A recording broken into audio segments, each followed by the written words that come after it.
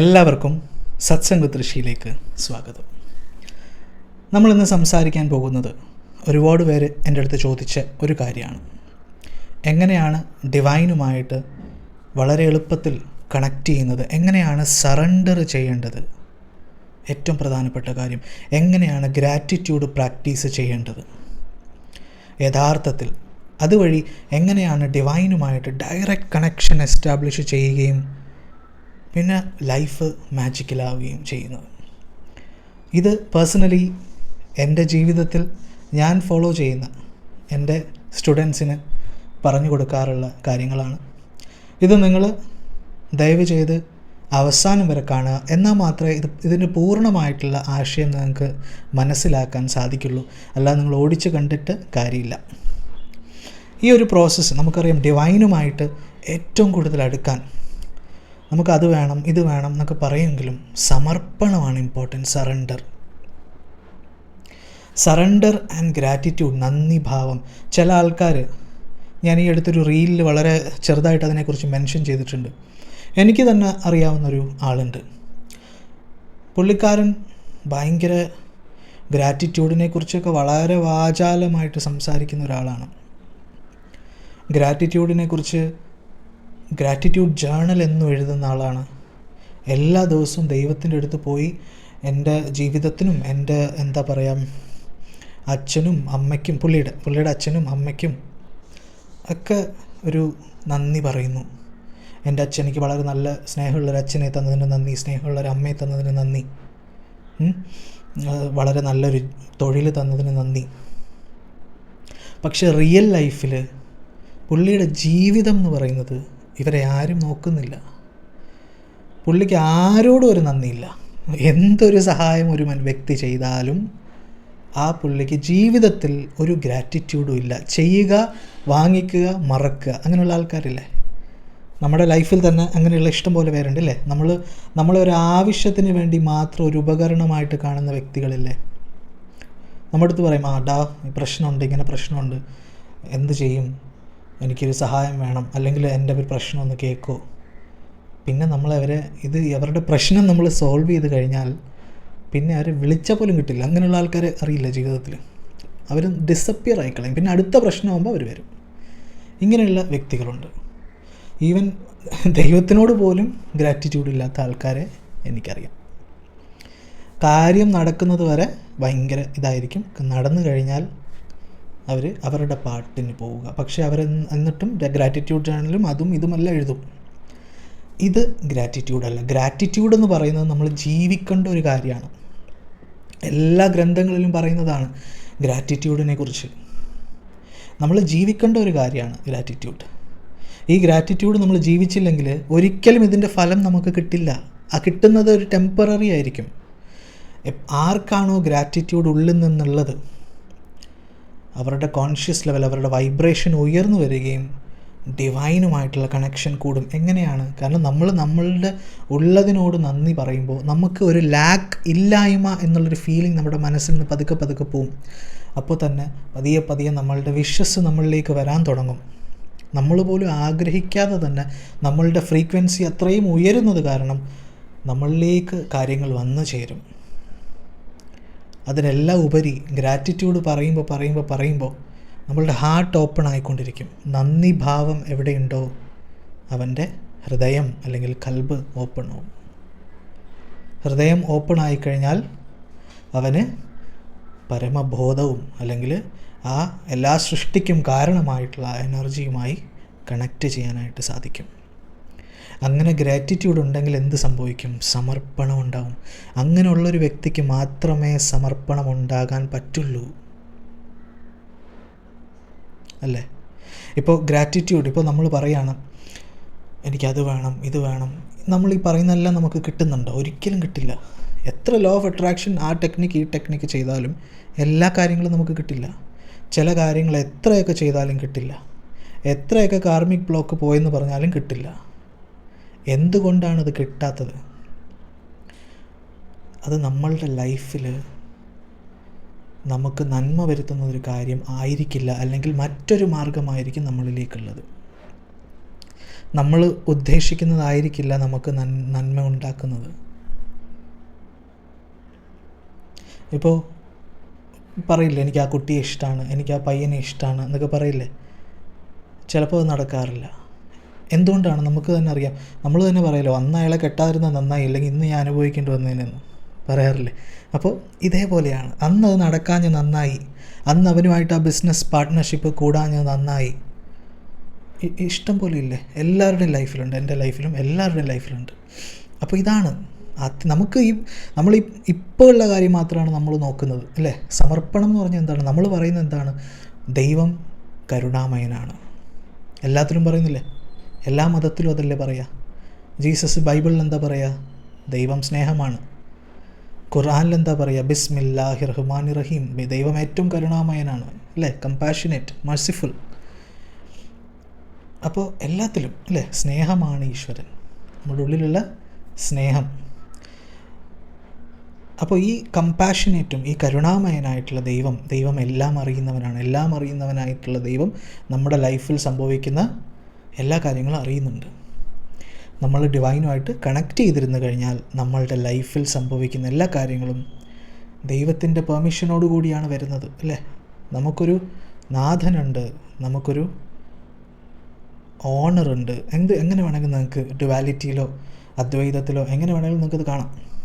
അങ്ങനെ വിചാരിച്ചു കഴിഞ്ഞാൽ നമ്മുടെ ലൈഫിൽ സംഭവിക്കുന്ന എല്ലാം അദ്ദേഹത്തിൻ്റെ അറിവോടുകൂടിയാണ്. അദ്ദേഹത്തിൻ്റെ അറിവോടുകൂടി അത് സംഭവിക്കുമ്പോൾ അത് എൻ്റെ അത്യന്തികമായിട്ടുള്ള നന്മയ്ക്ക് വേണ്ടിയാകുന്നു. ഇപ്പോൾ ഞാൻ ചിലപ്പോൾ ഇരുന്ന് കരഞ്ഞേക്കാം, ഒരു ബ്രേക്കപ്പ് സംഭവിച്ചു, ഇപ്പം നമ്മളിരുന്ന് കരയും. പക്ഷേ പിന്നെ ഒരു കുറേ നാൾ കഴിയുമ്പോൾ നമുക്ക് മനസ്സിലാവും അന്നത് നടന്നത് നല്ലതായിരുന്നു. ഇതെപ്പോഴാണ്? If you are connected to your God. ഈ കണക്ഷൻ ഇമ്പോർട്ടൻ്റ് ആണ്, അല്ലാതെ വെറുതെ അല്ല. കണക്ഷൻ ഇമ്പോർട്ടൻ്റ് ആണ്. അപ്പോൾ നമുക്ക് വിധിയെയും മാറ്റാൻ പറ്റും. നമ്മൾ പറയില്ലേ, ഇപ്പോൾ ഒരാൾക്ക് സിനിമയിൽ അഭിനയിക്കാൻ ഒരുപാട് ആഗ്രഹമുണ്ട്. സിനിമയിൽ അഭിനയിക്കാൻ ആഗ്രഹമുണ്ട്, അപ്പോൾ സിനിമ നായികയാവാൻ ആഗ്രഹമുണ്ട്. അപ്പോൾ ജോഷി വിളിച്ചു അഭിനയിക്കാൻ നായികയായിട്ട്. അപ്പോൾ ജോഷി പറയാണ്, ഈ സ്ക്രിപ്റ്റൊക്കെ കൊടുത്തപ്പോൾ ഭയങ്കര ചാട്ടോ ഓട്ടോ ഒക്കെ മറ്റേ ലോക സിനിമ പോലെയാണ്, ഭയങ്കര ചാട്ടോ ഓട്ടോ. നമുക്കാണെങ്കിൽ അതൊന്നും പറ്റില്ല, നമ്മളെ കൊണ്ടത് പറ്റില്ല എന്ന് വിചാരിക്കുമ്പോൾ നമുക്ക് ജോഷി എടുത്ത് പോയി പറയാൻ പറ്റും, ഈ സീനൊന്ന് വെട്ടിത്തരും, അല്ലെങ്കിൽ ഇങ്ങനെ ആക്കിത്തരും, അല്ലെങ്കിൽ ഒരു ഡൂപ്പിനെ വെക്കുമെന്ന് പറയാൻ പറ്റുമോ? അത്രയും വലിയൊരു ഡയറക്ടറാണല്ലേ. പക്ഷേ നമ്മളുടെ ഓൺ ബ്രദറാണ്, അല്ലെങ്കിൽ നമ്മളുടെ അച്ഛനാണ് ആ സിനിമ സംവിധാനം ചെയ്യുന്നെങ്കിലോ നമ്മൾ പോലും വേണ്ട. കാരണം അച്ഛനറിയാം നമുക്ക് എന്തൊക്കെ ചെയ്യാൻ പറ്റും പറ്റില്ല എന്ന് അല്ലേ. ഇതേപോലെയാണ് നമ്മളുടെ ഡിവൈനുമായിട്ടുള്ള കണക്ഷൻ അത്രയും പവർഫുൾ ആണെങ്കിൽ നമ്മളുടെ വിധി തന്നെ മാറ്റിമറിക്കാൻ സാധിക്കും. അതിന് യാതൊരു ലോ ഓഫ് അട്രാക്ഷൻ്റെ ആവശ്യമില്ല. ഞാൻ ഇന്ന് പറയുന്നത് ലോ ഓഫ് അട്രാക്ഷനെ കുറിച്ചല്ല, law of surrender. Law of attraction starting സ്റ്റേജാണ്, അത് നല്ലതാണ്. അതിൻ്റെ അടുത്ത സ്റ്റേജാണ്, ഏറ്റവും ഹയസ്റ്റ് സ്റ്റേജാണ് ലോ ഓഫ് സറണ്ടർ. ഇനി വേറൊരു സ്റ്റേജും കൂടെ ഉണ്ട്, അതിനെക്കുറിച്ച് നമുക്ക് പിന്നെ ഡിസ്കസ് ചെയ്യാം. ഈ ലോ ഓഫ് സറണ്ടർ, അപ്പോൾ ഈ സമർപ്പിത ഭാവം ഡിവൈനുമായിട്ട് കണക്ട് ചെയ്താൽ പിന്നെ പ്രാർത്ഥിക്കുക പോലും വേണ്ട. പ്രാർത്ഥിക്കുക എന്ന് ഞാൻ പറയുമ്പോൾ ചോദിക്കേണ്ട ആവശ്യമില്ല. പ്രാർത്ഥന എന്ന് പറഞ്ഞു കഴിഞ്ഞാൽ ആക്ച്വലി ഡിവൈനും ഞാനുമായിട്ടുള്ള കണക്ഷനാണ്. ഞാനും ദൈവവുമായിട്ടുള്ള കണക്ഷൻ. എല്ലാ ദിവസവും ഒന്ന് കണക്ട് ചെയ്ത് നോക്കൂ. എല്ലാ ദിവസവും നിങ്ങൾ പോയിരുന്ന് നിങ്ങളുടെ എല്ലാം അങ്ങ് പറയുക. നിങ്ങളിപ്പോൾ ഡിവൈൻ്റെ അടുത്ത് പ്രാർത്ഥിക്കുമ്പോൾ വീട് വെച്ചതിന് നന്ദി അങ്ങനെയൊന്നും പറയണ്ട. വീട് വെച്ചതിന് നന്ദി എന്ന് നമ്മൾ ഡിവൈനുമായിട്ടുള്ള നമ്മൾ ഈ പ്രോസസ്സ് ചെയ്യുമ്പോൾ വീട് വെച്ചതിന് നന്ദി എന്ന് പറയുമ്പോൾ നമ്മൾക്ക് തന്നെ അറിയാം അത് കള്ളത്തരമാണ് അല്ലേ. എനിക്കൊരു വീടില്ല, ഇത്രയും പ്രശ്നങ്ങളാണ്, ഈ പ്രശ്നങ്ങളിലൂടെ ഞാൻ പോകുന്നുണ്ട്, എന്നെ സഹായിക്കണമേ. ഞാൻ അങ്ങയിൽ എൻ്റെ ഭാരമെല്ലാം ഇറക്കി വെക്കുന്നു, എൻ്റെ എല്ലാ ഭാരങ്ങളും ഞാൻ അങ്ങയിൽ ഇറക്കി വെക്കുന്നു. എനിക്ക് അങ്ങയുടെ ഗൈഡൻസ് വേണം, എൻ്റെ ജീവിതത്തിനെ അങ്ങ് നയിക്കണം, അങ്ങയുടെ ഇച്ഛ എൻ്റെ ജീവിതത്തിൽ നടപ്പാകണം. ഇങ്ങനൊന്ന് പറഞ്ഞു നോക്കിയ എല്ലാ ദിവസവും നിങ്ങളുടെ ലൈഫ് തന്നെ മാറും. നിങ്ങൾ പ്രാർത്ഥന എന്നുള്ള പ്രോസസ്സ് ചോദിക്കുന്നതിൽ നിന്നും ദൈവത്തിനെ പുണരുന്ന ഒരു പ്രോസസ്സാവും, ദൈവത്തുമായിട്ട് കണക്ട് ചെയ്യുന്നൊരു പ്രോസസ്സാവും. അപ്പോൾ മാജിക്കലായിരിക്കും ലൈഫ്. അപ്പോൾ നിങ്ങൾക്കൊരു ടെക്നിക്സിൻ്റെയും ആവശ്യമില്ല. എന്തിനാണ് ഓരോരോ ടെക്നിക്സ് പറയുന്നത്? ക്ലെൻസിങ്ങിന് വേണ്ടിയാണ്. നാമജപം ക്ലെൻസിങ് ആണ്. പക്ഷേ സ്റ്റാർട്ടിങ്ങിന് ഇതെല്ലാം വേണം. ജപം ആവശ്യമാണ്, ധ്യാനം ആവശ്യമാണ്, ഇതെല്ലാം ആവശ്യമാണ്. ഒന്നിനെയും നമ്മൾ വേണ്ട ഇത് എന്ന് പറഞ്ഞ് നമ്മൾ തിരസ്കരിക്കാൻ പാടില്ല. സ്പിരിച്വൽ ജേണിയിൽ തിരസ്കരണം എന്ന് പറഞ്ഞൊരു സാധനമില്ല.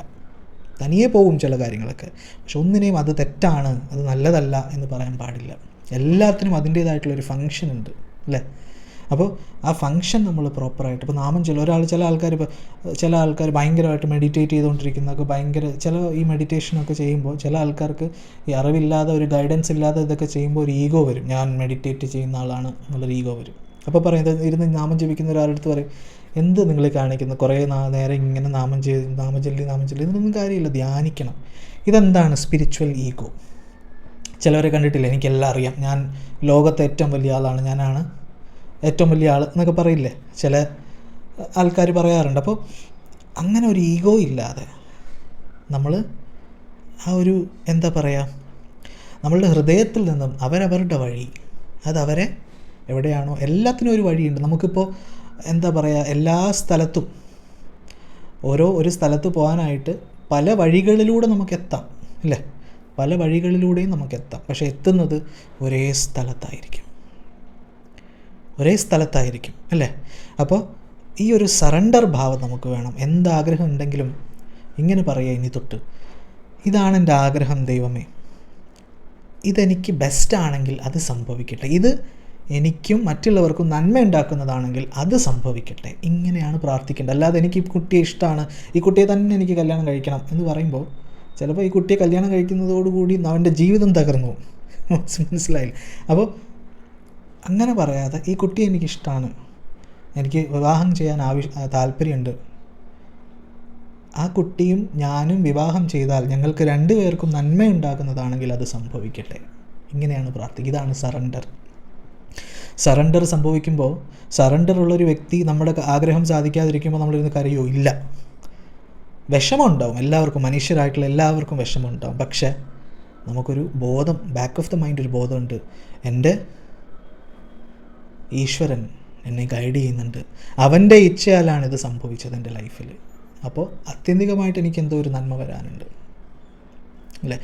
അവൻ്റെ ഇച്ഛയോടുകൂടി എന്ത് സംഭവിക്കുന്നോ അത് എൻ്റെ അൾട്ടിമേറ്റ് നന്മയ്ക്ക് വേണ്ടിയാണ്. ഇപ്പോൾ ഞാൻ കരഞ്ഞേക്കാം, ഇപ്പോൾ ഒരുപാട് പ്രശ്നങ്ങളുണ്ടായേക്കാം, ഇപ്പോൾ പലതും ഉണ്ടായേക്കാം, പക്ഷേ ഞാൻ ഡിവൈനുമായിട്ട് കണക്ട് ചെയ്യുന്ന ഒരാളാണ്. ഞാൻ മറ്റുള്ളവരെ ചതിക്കുന്ന ഒരാളല്ല, ഞാൻ മറ്റുള്ളവരുടെ നന്മ ആഗ്രഹിക്കുന്ന ഒരാളാണ്. ഞാൻ മറ്റുള്ളവർക്കും ഡിവൈൻ്റെ ആ ഒരു സുഗന്ധം പകർന്നു കൊടുക്കുന്നൊരു വ്യക്തിയാണെങ്കിൽ ഡെഫിനറ്റ്ലായിട്ടും നമുക്ക് ഗൈഡൻസ് ഉണ്ടാകും. പക്ഷേ എല്ലാ ദിവസവും ചില ആൾക്കാരുണ്ട്, ഡിവൈനെ വിളിക്കും, ഭയങ്കരമായിട്ട് കണക്ട് ചെയ്യും, പുറമേ ഉള്ളൊരു ഒരു എന്താ പറയുക, ഷോ ഓഫിന് മാത്രം. പക്ഷേ പുറമേ ആൾക്കാരെ ഫുള്ള് ചതിച്ചുകൊണ്ട് നടക്കുകയാണ്, ചീറ്റ് ചെയ്തുകൊണ്ട് നടക്കുകയാണ്, ആൾക്കാരെ പറ്റിച്ചുകൊണ്ട് നടക്കുകയാണ്. ഇതൊരു ഡിവൈൻ ഇതല്ല. അപ്പോൾ നമ്മുടെ ജീവിതത്തിൽ അത് കൊണ്ടുവരണം. ഗ്രാറ്റിറ്റ്യൂഡ് ജീവിതത്തിലാണ് കൊണ്ടുവരേണ്ടത്. ഗ്രാറ്റിറ്റ്യൂഡ് ജേർണലിൽ നിങ്ങൾ എഴുതിയില്ലെങ്കിലും കുഴപ്പമില്ല, നിങ്ങൾ ജീവിതത്തിൽ കൊണ്ടുവരാണെങ്കിൽ. ജീവിതത്തിൽ ഗ്രാറ്റിറ്റ്യൂഡ് ജീവിക്കുന്ന ഒരാൾക്ക് പിന്നെന്തിനാ എഴുതി വെക്കേണ്ട ആവശ്യമുണ്ടോ? ശ്വാസം എടുക്കുന്നതേ ഗ്രാറ്റിറ്റ്യൂഡാണെങ്കിൽ നമുക്കത് ജീവിക്കേണ്ട ആവശ്യമുണ്ടോ? എഴുതേണ്ട ആവശ്യമുണ്ടോ? പറയേണ്ട ആവശ്യമുണ്ടോ? ഇല്ല. ഇപ്പോൾ സറണ്ടർ ജീവിക്കുക, ഗ്രാറ്റിറ്റ്യൂഡ് ജീവിക്കുക. ഇത് നിങ്ങളൊന്ന് പ്രാക്ടീസ് ചെയ്ത് നോക്കിക്കഴിഞ്ഞാൽ നിങ്ങളുടെ ലൈഫിൽ നിങ്ങൾക്ക് മാങ്ങ വേണമെങ്കിൽ എപ്പോഴും നിങ്ങൾ മാങ്ങ വാങ്ങിക്കാനായിട്ട് പോകണം പച്ചക്കറി കടയിൽ അല്ലേ? മാവ് തന്നെ നിങ്ങളുടെ കൂടെ ഉണ്ടെങ്കിൽ നിങ്ങൾക്ക് ആവശ്യമുള്ളപ്പോൾ മാങ്ങ കഴിക്കാം അല്ലേ? മാങ്ങയുടെ സീസണിൻ്റെ സമയത്ത്. എന്താണ് സീസൺ എന്ന് പറയുന്നത്? നമ്മളുടെ കണക്ഷനാണ്. അപ്പോൾ ചില ആൾക്കാരെന്താണ്, ഇപ്പോൾ ഷിർഡി സായിയുടെ ഒരു ടീച്ചിങ് ഉണ്ട്, ഷിർഡി സായി ബാബ. ഇപ്പോൾ ഷിർഡി സായി പറയുന്ന ഒരു വളരെ ഇമ്പോർട്ടൻ്റ് ആയിട്ടുള്ളൊരു കാര്യമുണ്ട്. ഈ മാവ് ഈ കാറ്റത്തും കോളിലും കാറ്റൊക്കെ വരുമ്പോൾ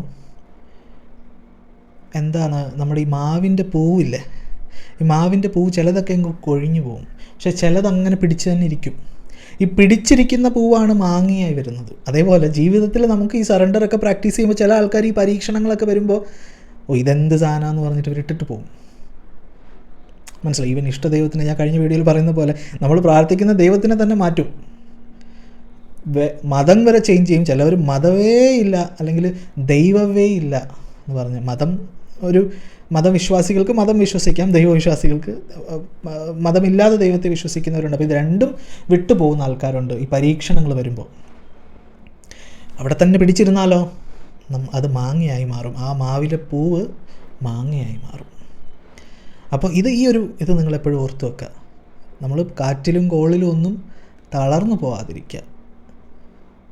അപ്പോൾ എല്ലാ ഗ്രന്ഥത്തിലും പറയുന്നുണ്ട്, ദൈവം നമുക്കൊരിക്കലും നമുക്ക് താങ്ങാൻ പറ്റുന്നതിൽ കൂടുതൽ ഭാരം തരില്ല. ഖുർആനിൽ പറയുന്നതാണ്. അതേപോലെ എല്ലാ ഗ്രന്ഥങ്ങളിലും ഇത് പറയുന്നുണ്ട്. എല്ലാ ഗ്രന്ഥങ്ങളിലും ഇത് തന്നെയാണ് പറയുന്നത്. അപ്പോൾ നമുക്ക് ഒരു കണക്ഷൻ ഉണ്ടോ? നമുക്കൊരു നാഥൻ, എനിക്കൊരു നാഥനുണ്ട്. ഇതെപ്പോഴും നിങ്ങൾ മനസ്സിൽ വെക്കുക. ആ നാഥൻ എന്നെ നയിക്കും. ആ നാഥൻ്റെ ഇച്ഛ എൻ്റെ ജീവിതത്തിൽ നടപ്പാകും. ഞാൻ എപ്പോഴും ഗ്രാറ്റിറ്റ്യൂഡ് പ്രാക്ടീസ് ചെയ്യും ജീവിതത്തിൽ, എഴുതുന്നതിലല്ല. ഇത്രയും നിങ്ങളൊന്ന് ചെയ്തു നോക്കിയേ, നിങ്ങളുടെ ലൈഫ് മാറി മറിഞ്ഞിരിക്കും.